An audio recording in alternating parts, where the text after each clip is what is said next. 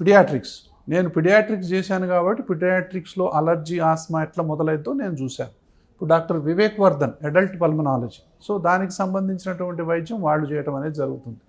So అనుబంధమైనటువంటి ENT కానివ్వండి, ophthalmology కానివ్వండి, అన్నీ అండర్ వన్ రూఫ్ తీసుకొచ్చి వైద్యం చేయటం అనేది జరుగుతుంది. అంటే బట్ ఏంటంటే అలర్జీ ఆస్మాతో బాధపడే వాళ్ళు ఎక్కడ అలర్జీ ఆస్మా ఉన్నా కూడా శ్వాస హాస్పిటల్లో వైద్యం చేయటానికి అన్ని రకాలైనటువంటి సదుపాయాలు ఇప్పుడు కల్పిస్తున్నాం.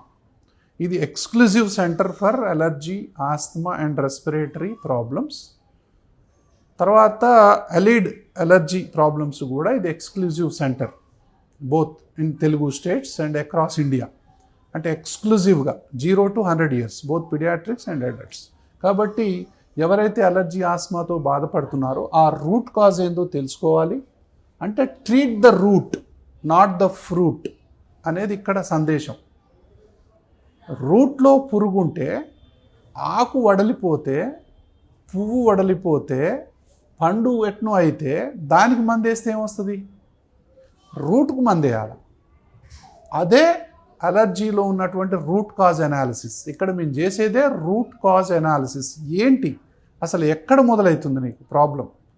సో అసలు గర్భంలో ఉన్నప్పుడు ఎలర్జీ మొదలవుతుందా? సో తర్వాత పిల్లలు పుట్టగానే అంటే వాళ్ళ యొక్క గట్ మైక్రోబయోమ్ అనేది చెడిపోతుందా?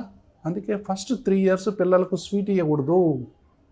స్వీట్స్ అనేది ఫస్ట్ 1000 రోజులు 3 సంవత్సరాలు పిల్లలకు ఎలాంటి స్వీట్స్ ఇవ్వకండి.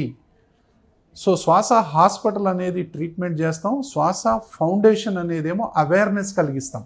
మా దగ్గరికి అందరు రాకపోవచ్చు, కానీ 3 సంవత్సరాల్లో పిల్లలకు స్వీట్ ఇవ్వకూడదు అని కొన్ని లక్షలాది మంది ఇది విన్నప్పుడు అది అవేర్నెస్సే కదా.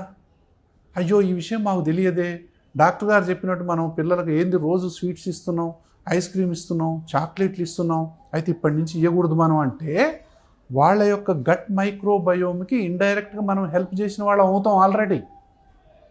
అది శ్వాస యొక్క మా కమిట్మెంట్. అది సమాజానికి ట్రీట్ 1 అవేర్ 100s అనేది మా కాన్సెప్ట్.